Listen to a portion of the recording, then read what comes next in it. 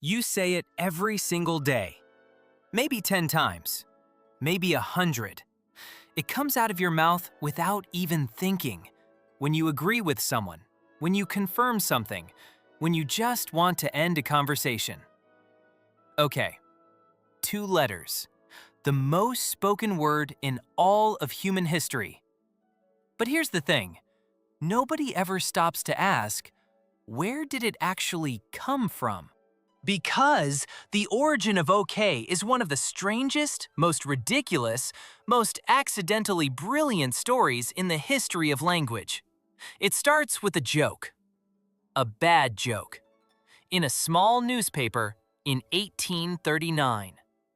And somehow, it ended up in the mouths of 8 billion people. Let's go back. Boston, 1839. Newspapers in America had a very weird sense of humor. Editors loved to take phrases, misspell them on purpose, and then abbreviate the misspelled version. Yes, that was their comedy. That was considered funny in 1839.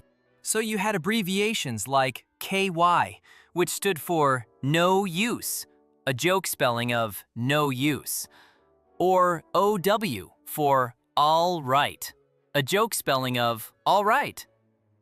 It sounds ridiculous, because it was.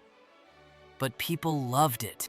And on March 23, 1839, a writer at the Boston Morning Post did something that would completely by accident change the English language forever. He wrote the abbreviation OK for all correct, a joke spelling of all correct. Nobody thought this was special. It was just another silly abbreviation in a long list of silly abbreviations. The writer didn't know. The readers didn't know. It was just a throwaway joke on page 4 of a newspaper that most people threw away the next morning.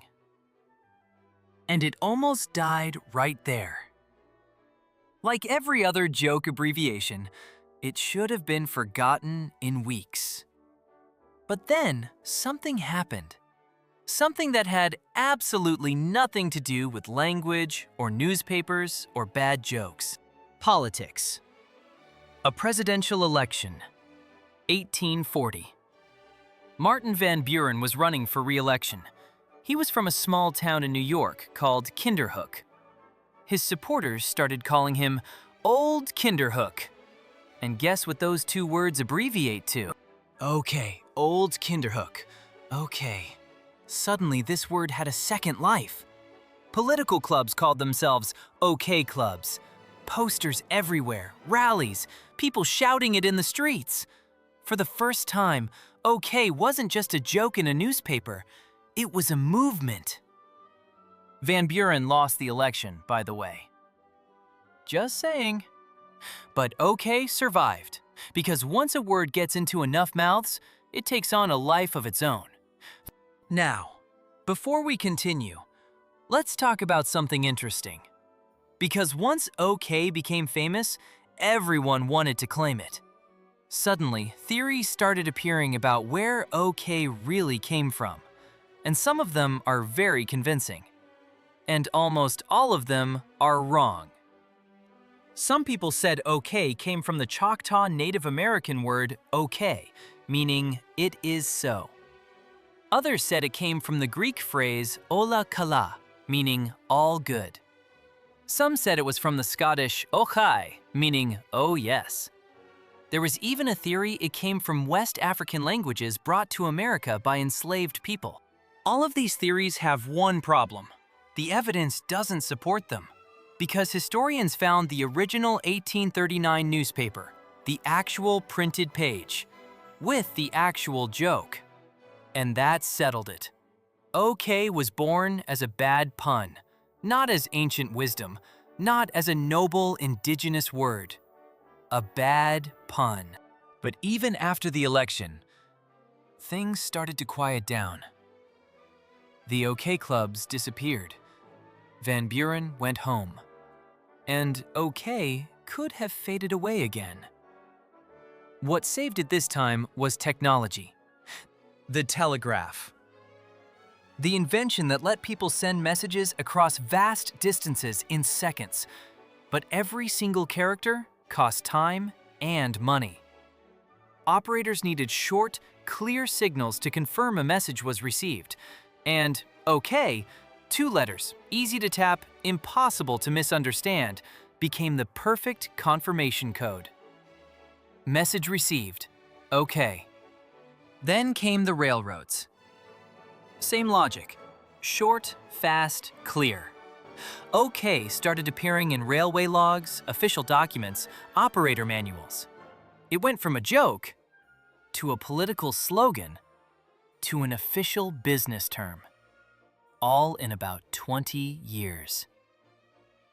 And then America exported it to the world. As American culture spread through movies, music, and business, OK went with it. Languages that shared absolutely nothing in common suddenly shared one word. A person in Japan, and a person in Brazil, and a person in Egypt could all say the exact same thing. OK.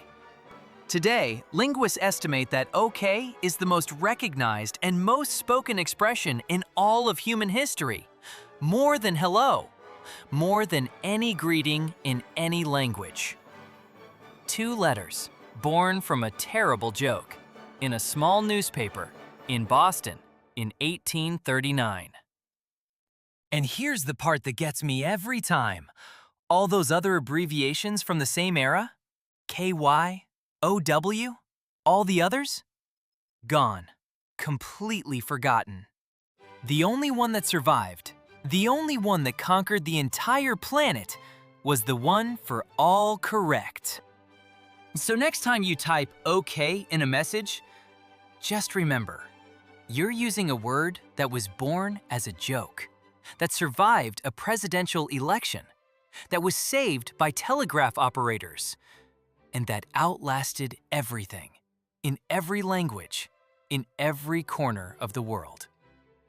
That's the thing about history. The most ordinary things always have the most extraordinary stories. I'm Mr. Lore.